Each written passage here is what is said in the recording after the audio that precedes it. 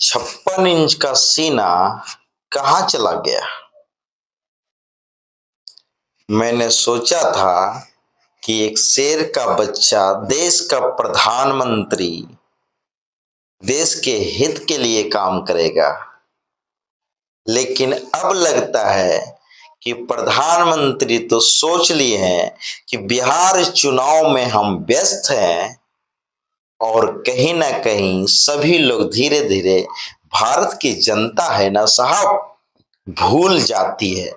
भारत की जनता है ना सारा चीज खत्म हो जाती है, क्योंकि भारत का जनता बेवकूफ होता है। भारत की जनता नरेंद्र मोदी को शेर समझते थे, लेकिन ये शेर नहीं, ये भेड़िया निकले। आप लोग जानते होंगे पहलगांव में कितना बड़ा अटैक हुआ, 27 लोगों की मौत हुई, टेररिज्म का हमला हुआ, फिर भी शांत है। शांत इसलिए है क्योंकि इनको लेना देना कुछ नहीं है। भारत की जनता मरे या रहे इससे कोई फर्क नहीं पड़ता, सिर्फ और सिर्फ राजनीतिक पार्टियां इनके फेवर में होनी चाहिए। इसीलिए तो 12 दिन होने के बावजूद भी प्रधानमंत्री नरेंद्र मोदी ने कोई एक्शन नहीं लिया, और बार बार जब कोई लोग पूछते हैं तो उसके ऊपर एफआईआर दर्ज हो जाता है।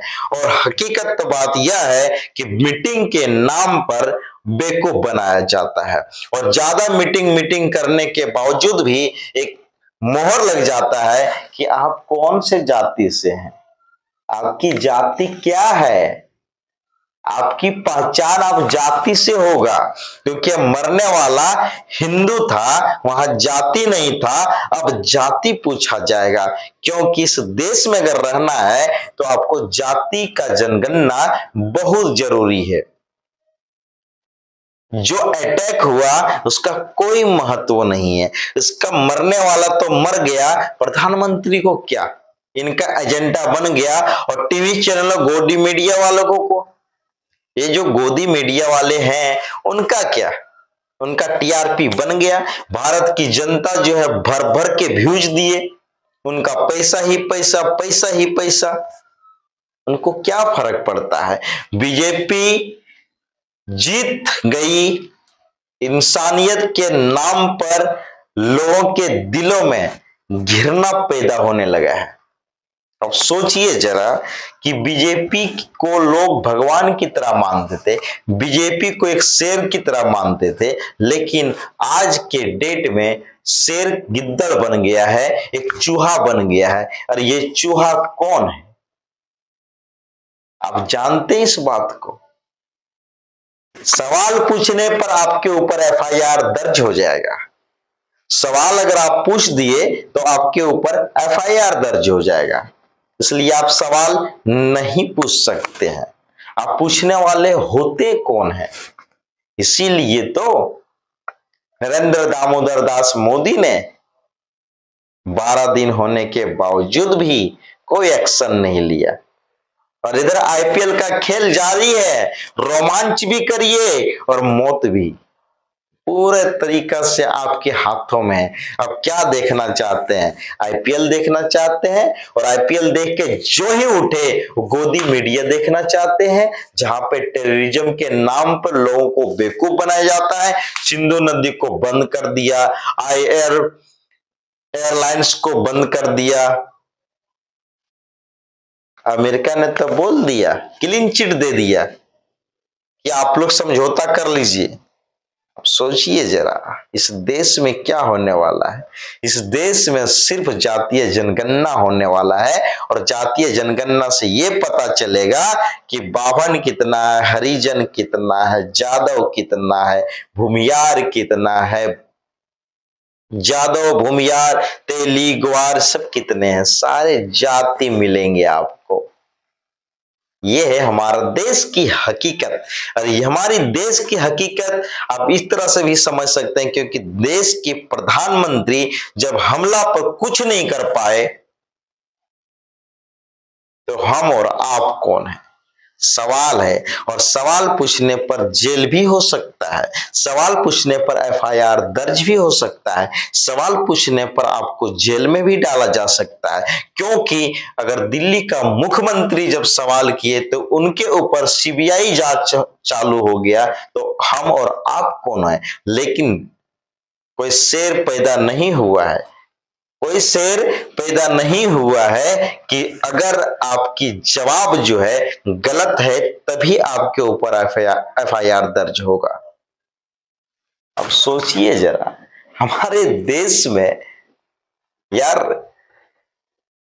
इंसान कितना गिर गया है और कितना गिरेगा।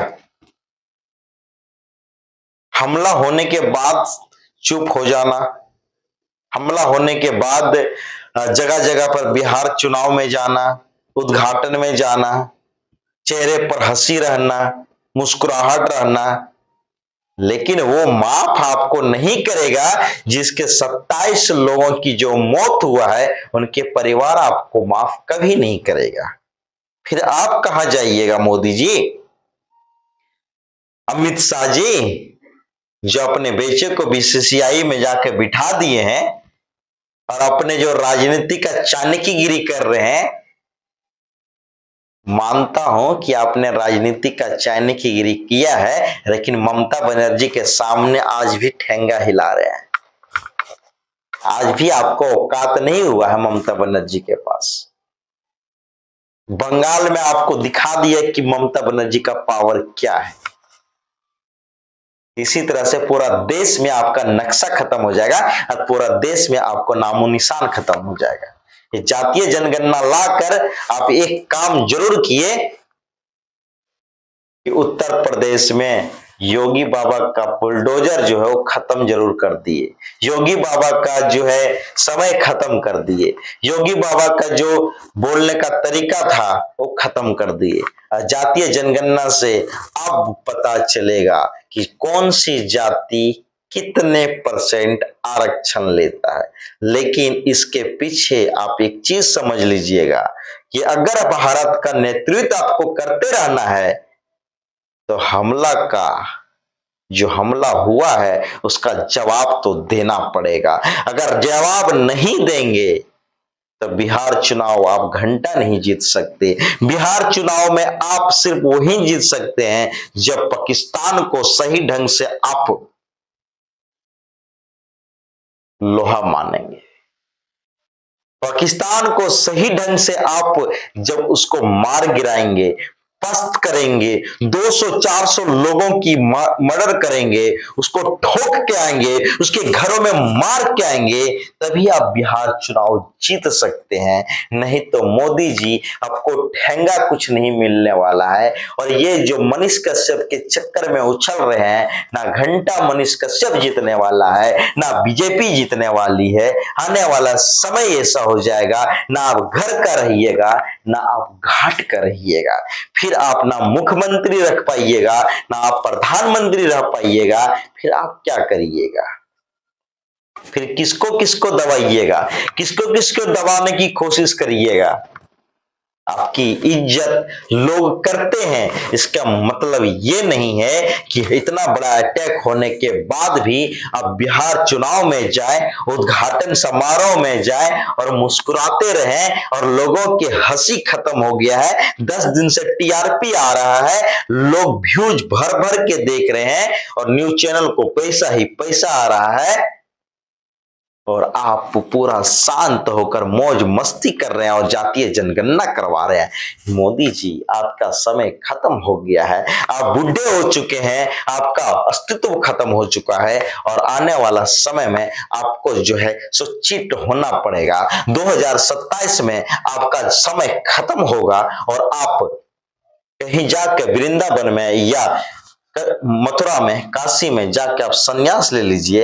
आपसे देश अब चलने वाला नहीं है और आप देश नहीं चला पाइएगा क्योंकि ये बूढ़ा शेर कितना देश चला लेगा। क्योंकि ये शेर जो है ये बूढ़ा हो चुका है, इसके आंखों में शर्म हया बचा नहीं है और इसके आंखों में सिर्फ और सिर्फ अब भूख पड़ी है शासन और प्रशासन की नहीं, बल्कि बात अपनी गद्दी को बचाने के लिए। इसीलिए तो उनको पता है अगर बिहार चुनाव में बिहार की गद्दी गिर गई तो हम तो खत्म हो गए।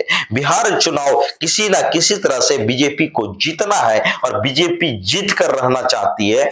इसका कारण है क्योंकि अगर एक स्तंभ गिर गया तो बीजेपी का अस्तित्व गिर जाएगा और फिर बिहार का अस्तित्व खत्म हो जाने के बाद बीजेपी सरकार का अस्तित्व खत्म होने वाला है।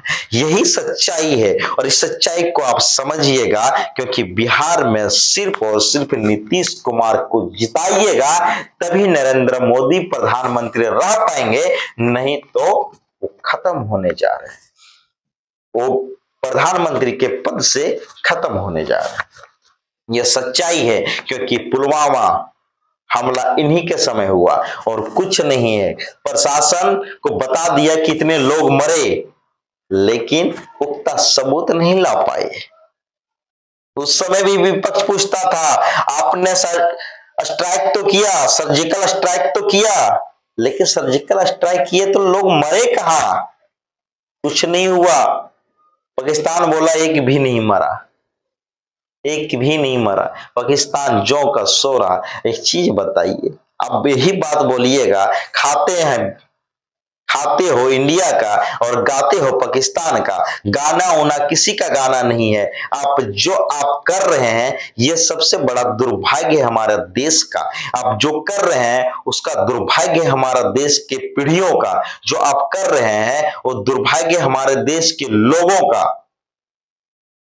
कि आप डर गए। आप अमेरिका से डर गए क्योंकि अमेरिका ने भी क्लीन चिट दे दिया। आप रूस से डर गए क्योंकि उन्होंने भी क्लीन चिट दे दिया। आप चाइना से डर गए क्योंकि उसके पास मिसाइल है। अब भारत जो है कुछ नहीं है, 0/0 है। क्योंकि अगर दूसरा देश में हिंदुओं को मारा जाता है तो यहां से लोग उछलते हैं, हम ये कर देंगे, हम वो कर देंगे, लेकिन घर में आके घुस कर 27 लोगों को मार दिया। अब घंटा कुछ नहीं कर पाए और आप जो है बोल रहे हैं कि हम देश के हित के लिए काम करेंगे, देश की इज्जत के लिए काम करेंगे, देश को हम चुन चुन कर मारेंगे, उस आतंकवादियों को चुन चुन के मारेंगे, उस देश को घुस कर मार लेंगे।